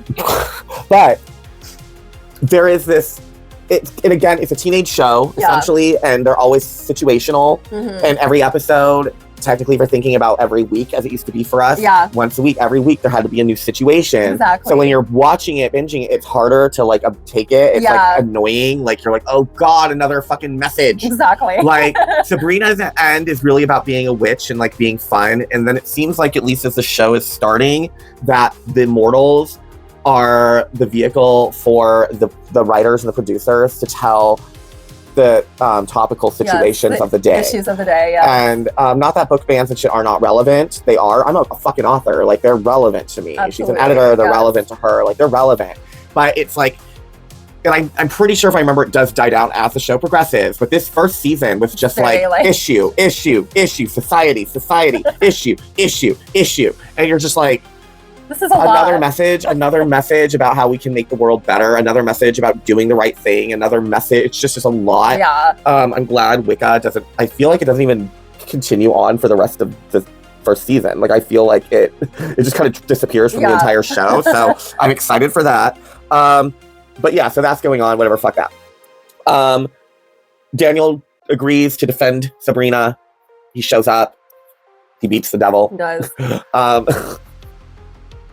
Too bad he didn't also bring Johnny from Georgia. Right.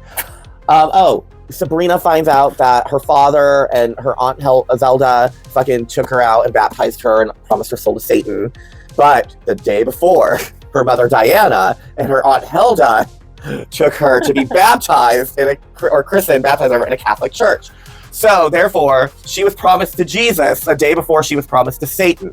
So, gotcha. Right. Like, I mean, Satan should have known enough to just show up in the delivery room, frankly. Right. Like, I mean, if Sabrina was born in a hospital birth, we don't know. No. Harvey saw the devil down in the mines, and he's afraid to go down and work in the mines with his dad and his brother. And his dad is an abusive alcoholic who thinks that Harvey is an effeminate comic book drawing spooky kid weirdo, which he's not wrong. He has a kinkle.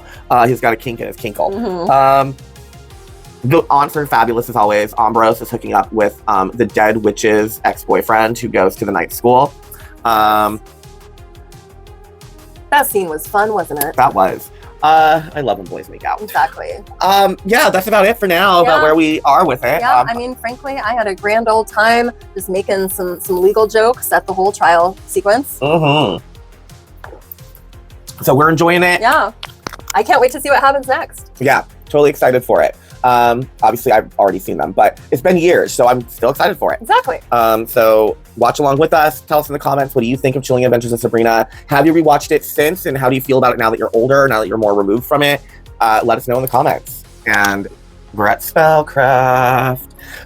Nails. Again, not these nails, but these nails. All different kinds of nails. Iron nails, coffin nails, seafaring nails for vessels, any nail you want. Just not the ones on your fingers. So we're going to get into some of the lore about and the history and the magical uses and purposes, properties of certain nails, and also a couple of spells for example of each. Once again, if you don't have this book, this is a big source that we always love to use. And because this author did so much wonderful work for us. Exactly. But, so we didn't have to. Yes. But the Element Encyclopedia of 5,000 Spells by Judica Iles. This I've had for decades now. Oh, yeah. Like, this has gone everywhere, come everywhere with me. If you do not have this book as a witch, you need to get this book. If you don't have the Element Encyclopedia of 5,000 Spells, like, I am telling you, it's the book that, like, if it's not in this book, it probably doesn't exist. Like, yeah, it's worth having, and it's a heavy-ass motherfucker. So, coffin nails.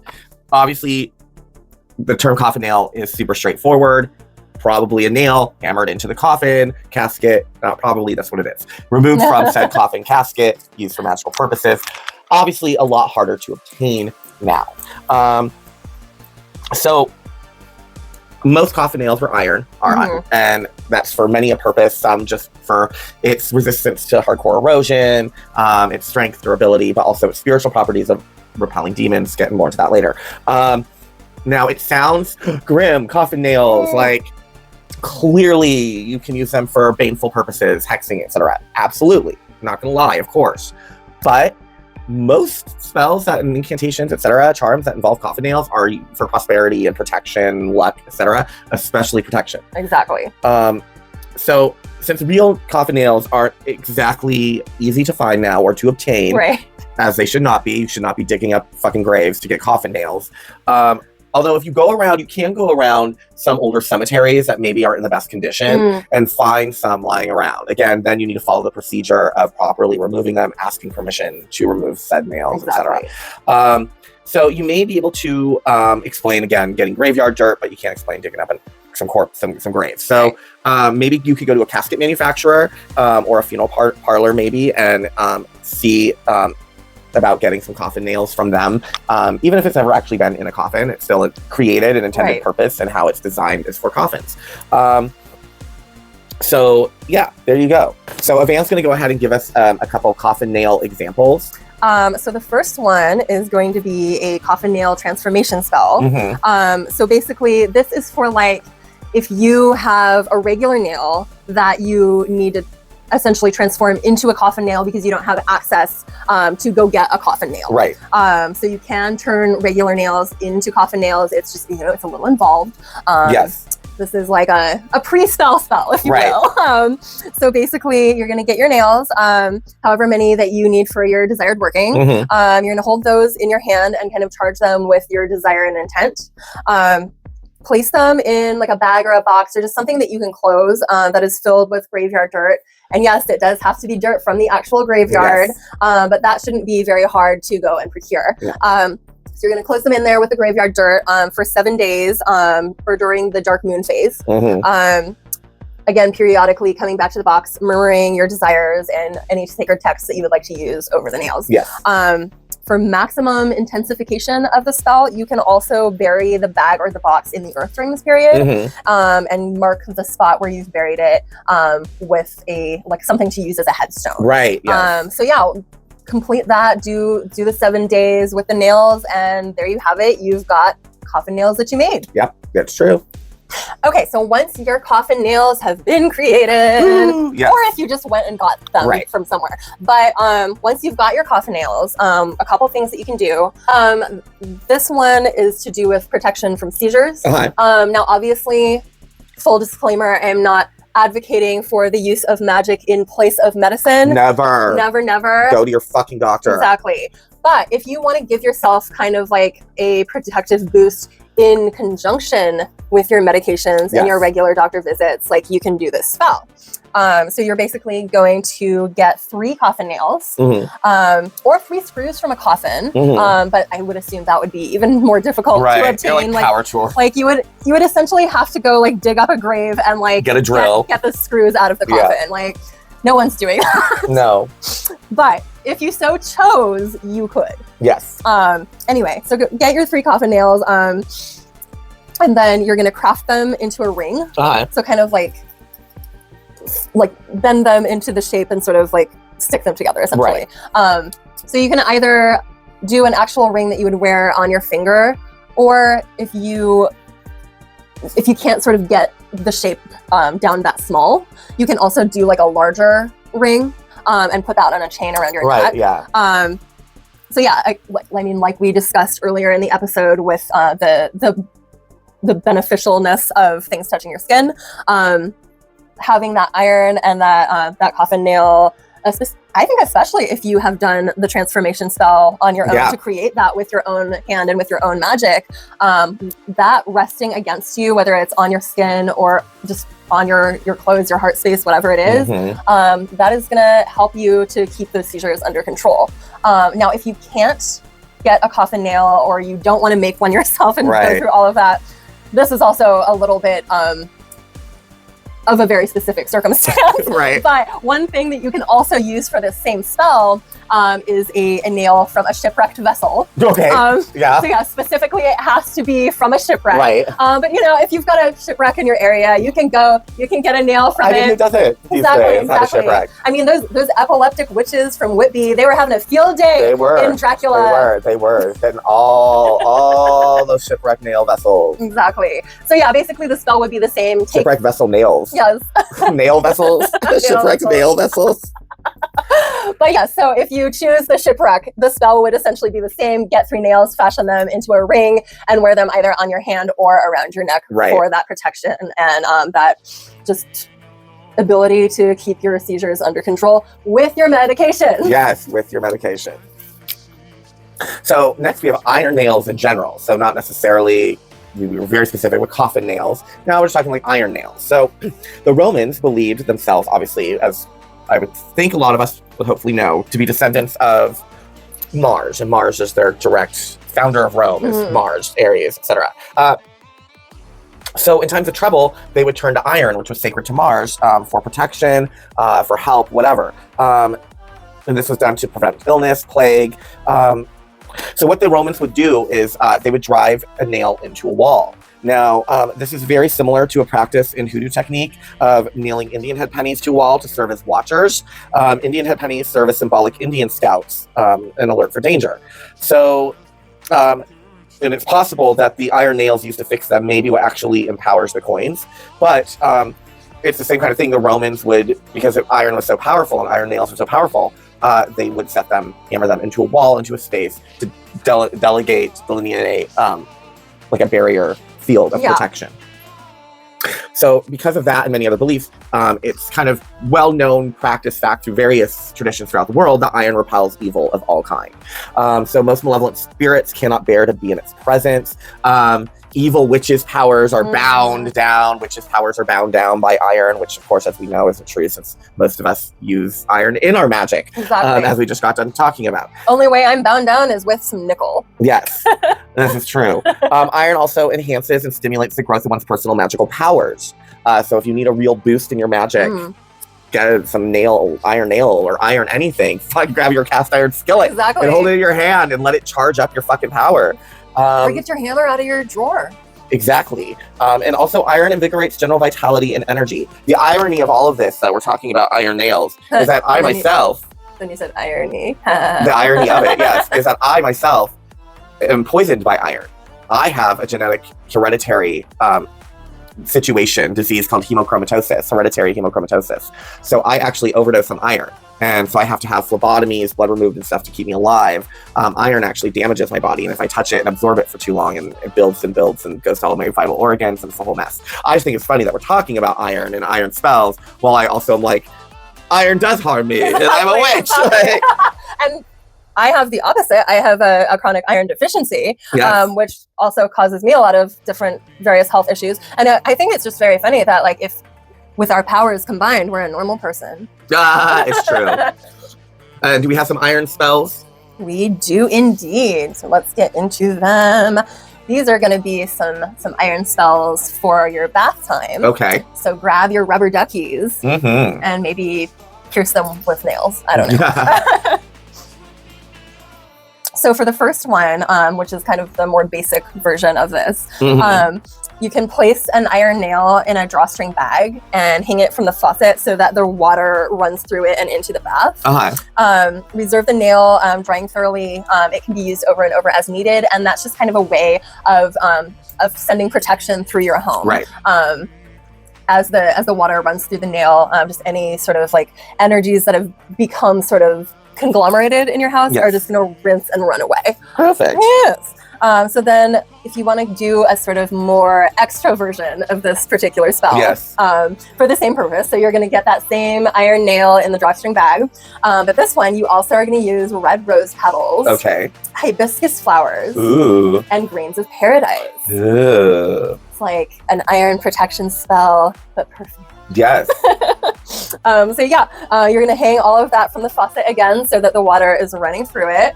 The botanicals you should discard after the baths, but reserve the nail for future use. Okay, cool. So if you're going to do that spell, just every time that you do it, like place fresh botanicals in there. I mean, once you're done, I often like to reserve the petals and dry them, and then I can use them like crush them up in homemade candles, things like that. And then once that's being burned, that protective energy is just going out through the home. Like that's what I would personally do. I don't think there's any reason to really throw the spelled botanicals away. No, but I would definitely, ritually burn them, use them a certain way where you send it out.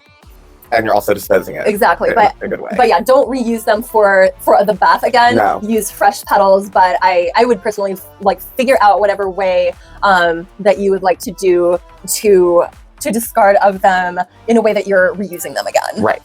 Just don't reuse them for a bath because that would be gross. Well, there you have it. Nails on this spellcraft. All right. It's time for Witchy Media Review. Order of the Golden Dawn, the mysterious Victorian occult society. On YouTube for free. So easy to find. And this is just obviously a 47 minute history documentary on the founding of the Golden Dawn. I am sure it did not even cover a fraction of all that there actually is to it, but it's pretty good. Brief overview. Literally it came about during the emergence of the spiritualism of the Victorians. In March of 1848, the Fox sisters in upstate New York famously began having knocks and communications, and they were clairvoyant, and started doing seances. Houdini, I believe it was, famously defrauded them or whatever. Yeah. Not defrauded them, revealed them to be fraudsters or like debunked them or whatever. They, at the time, admitted to falsehood and wrongdoing. Later, they partially recanted that and said, partly with them being girls in the time that it was during those times, they were forced to say that it was all fake. What they wanted The truth was that they were so afraid of Houdini coming and nothing happening that out of that fear, they manufactured their experiences because they didn't want him to think that they made it up or just walk away with nothing because it was Houdini. Yeah. You want to impress him. Exactly. I find that to be very believable. Yeah, I do too. Because ghosts can't perform on command. They just won't. And a lot of times we know that like the more people are around investigating, doing shit, spirits a lot of times will not on purpose. They won't engage. So at this time, practices from ancient Egypt and Greece, the Jewish mysteries like Kabbalah were becoming in vogue. Hinduism was becoming in vogue. The ancient death rites, Book of the Dead, etc., the rites of Osiris were becoming very popular. A lot of this had just been discovered in Egypt. A lot of you gotta remember, a lot of the stuff was being discovered at that time currently, so it was all brand new ideas and thoughts and mythos, and they're like, oh shit. You know, there were seance parties, table tipping parties. Those were extremely popular. Table tipping, of course, putting your hands on the tables, reaching out to spirit, asking them to move it, vibrate, etc., lift it off the ground. Exactly. Not literally a party where you tip your table. Right. It's not like cow tipping. No. So they were just, this is all what was going on at the time, and people were just like really, really into spiritualism, especially amongst the aristocracy, the upper crust, the upper classes, because they were bored, they had nothing to do, better things to do. A lot of cases, sadly, a lot of times it wasn't about enlightenment or anything, it was just about passing time. I still think we see a lot to this day. We do. So the Rosicrucians were kind of like a early mystic Christian order, and a lot of their theologies and practices were becoming in vogue as well. And the scientist Rosicruciana Evangelina was a large group which emerged in England around this time. And then there were 3 prominent members that broke out from that who would be our founders, William Westcott, William Woodman, and Samuel Mathers. I wonder if he's related to like Cotton Mather. Oh yeah. No, Mathers. Never mind. One's plural, one is not. Never mind. Just a single mother. Yes. Versus many mothers. Yes. Numerous mothers. So apparently Westcott he finds a cipher in a bunch of coded letters dated from 1809 amongst all this like theoretical theory of the Rosicrucianas. And the cipher kicks off the Golden Dawn. The author of the stuff that he found was Anna Springle. And according to Westcott, and it feels very Joseph Smith here. Yes. Anna gives permission to Westcott to form lodges in England. And they say they have a belief they serve what they call the secret chiefs, which are beyond God, the Christian God. A lot of Egyptology comes into play here. Sure. Eye of Horus type shit comes in, Ra, Second Dawn, blah, blah, blah. The temple in London is called the Isis Urania Temple, for Isis, obviously Queen of Heaven, and Urania, goddess of higher knowledge and enlightenment or something like that, I think it is. So Mathers is the one who creates the order system, their rules, their laws, their levels, how it all works out. He kind of repackages tarot, astrology, alchemy, and again, Jewish mysticism all into kind of one ceremonial magic fraternity. Yeah. Unlike a lot of other secret societies of the time, or most of them, they did allow women. Yes. I think that also comes because of the fact that, like, look, in the magical world, we know it's divine, unity, plural, like it's the opposites. Like you can't have one without the other. Yeah, exactly. And that a huge swath of magical tradition, practice, and leaders have been women. Yes. So, like, they, of course, were like, well, we're in a cult society, so women can be here. Which even the Freemasons, etc., who are in a cult society, they don't allow women. And yeah, I have other thoughts on that, but who gives a shit? Exactly. So we're not here to talk about them today. We certainly will at some point, but not today. So the person who was running Isis Urania at the time was a Florence Farr, and she was really famous. I think she was an author, if I remember correctly. She had a career. She was known, and she was like, and she left in 1900, and that's when Aleister Crowley steps in. Oh yes. And he takes over the Isis Urania temple, and according to everybody, with Crowley, it just begins to get darker. Yeah. And Crowley begins to summon demons and rituals, and just his pursuits were more infernal than internal. Yes. And that's just not what they were. The shit was very internal, self-growth, self-empowerment, also the gaining of power, success, blah, blah, blah. Right. But it was not through dark means. It wasn't through, it was through a lot of like, just make me a shining example of ooh, and like whatever. Like there were things attained and sought, but it wasn't through darker avenues. No. And then Aleister showed up doing what he always does. Yes. Pissing on everything and ruining the party for everybody else. Exactly. Apparently, things just got like really hardcore.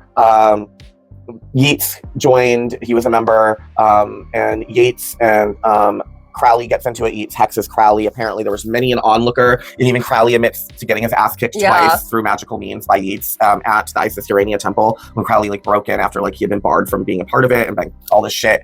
It was just like a lot of magic, a lot of spells being thrown. It was a very it was so big that it actually became a battle that became famous in England on the street. So like big magical pissing contest. Yes, and then from there, that kind of is what kind of eroded the Golden Dawn. Exactly. I mean, World War II, of course, was kicked off. Like the world shifted. People who had money and could fund to do these things suddenly had lost those fortunes and were having to fucking work regular jobs or enlist in the army, and then there was just a fracture of egos. Exactly. And interestingly enough, we kind of touched on this topic earlier when we were talking about drama between family members during the holidays, and how you really have to figure out if that's something that you want to risk, because after a big blow up with your family, the vibes are off, everything's different. And I kind of feel like that's what happened with the Golden Dawn as well. Yes, I agree. It was informative. I will say some of the historians and experts they were speaking to, they had that like sensationalist description, and of course the reenactments going on. Definitely. And in terms of what I learned about the Golden Dawn, in terms of what it served its purpose, in terms of its quality, etc., overall, what would I be giving this? And is it a documentary worth watching on YouTube if you want to learn about the Golden Dawn? I'm going to give it a waxing crescent, almost a gibbous. Like, I think it was informative enough, but like I feel like a lot was left out. I feel a lot was glazed over. I feel a lot was kind of not totally explained. I feel like there was some sensationalizing going on from like the experts, people they were talking to. And there are experts on it that you can tell were speaking to truth and knew what they were saying, but it got edited to sound more sensational. And then there were the experts who literally were speaking in a very game show, performative, sensational.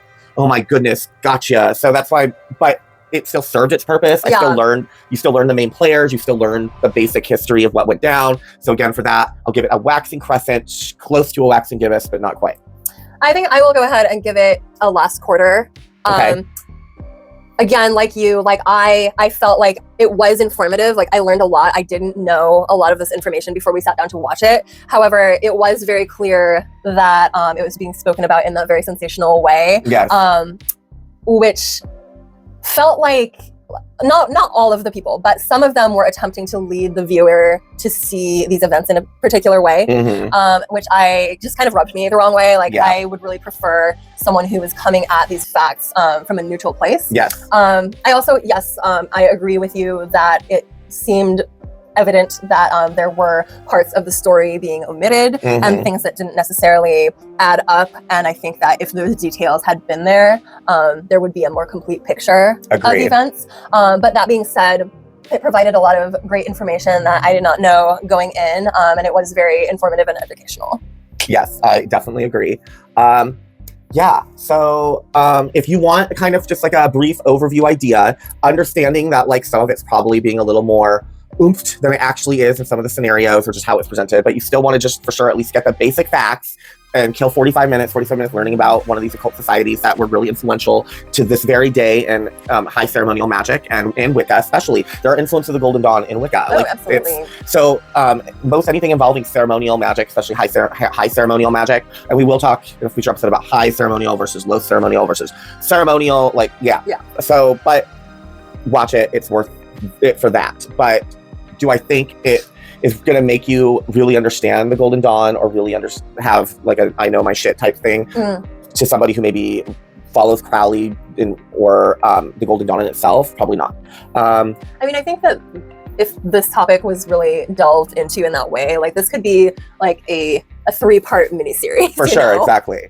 It's just hard to fit all of this information and everything that happened into 45 minutes, Yeah, exactly. All right, well, there you have it.